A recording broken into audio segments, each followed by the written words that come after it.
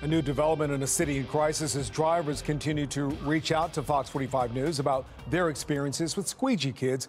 We're learning there's going to be a city council hearing tomorrow on the issue.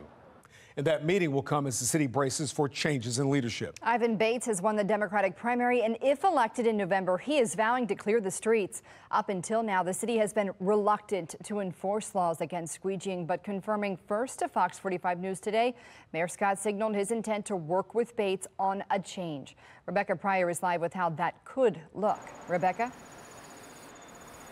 Yeah, Mosby is out, and that means her policies are likely going with her. Up until this point, Mayor Brandon Scott has firmly stood by her non-prosecution policies for squeegee kids. But today, his office telling me for the first time, he's at the very least open to change. There will be change in our city. At a press conference declaring victory over City State's Attorney Marilyn Mosby, Democratic nominee Ivan Bates saying one of his top priorities if elected. Stepping off the sidewalk, going in and out of traffic, that's illegal. You cannot do that. Kicking squeegee kids off city streets. I think I've been pretty clear. The squeegee workers, they cannot be there. His plan to quickly address the long-standing problem starts with rolling back Mosby's current non-prosecution policies. But he also says he'll need to speak with both the mayor and police commissioner as well. Hopefully the police department to recall their general order that talks about the interaction and having some of the senior officers say whether or not the officers can interact. After weeks of unanswered questions, the mayor's office finally getting back to us, revealing they're open to the change, sending a statement that reads in part, quote, "We welcome conversations with the new city state's attorney. There is always room for compromise and pivoting strategies to meet the ever-changing reality of this situation."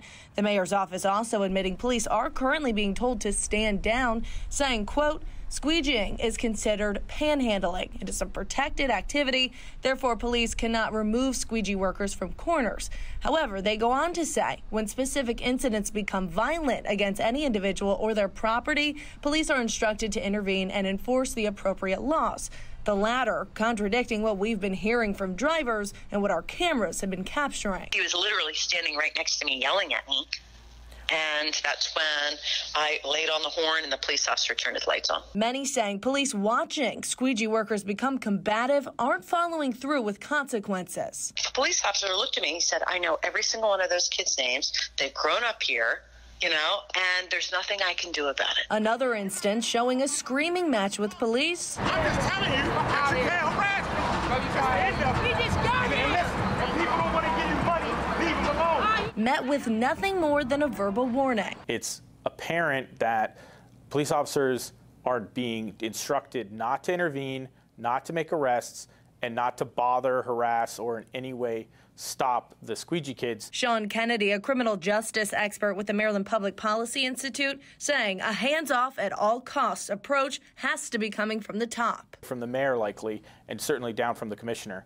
There's no way that the laws are not being enforced on the individual decisions of patrol officers. However, as the mayor already implied, once a new top prosecutor comes to town, Kennedy thinks those currently in power will likely be persuaded to pivot. Harassing and intimidating people, and in some cases committing violence, there can't be any toleration for that. And I think the state's attorney can make a very strong case to the commissioner and to the mayor that there at least has to be some accountability for some of these offenders.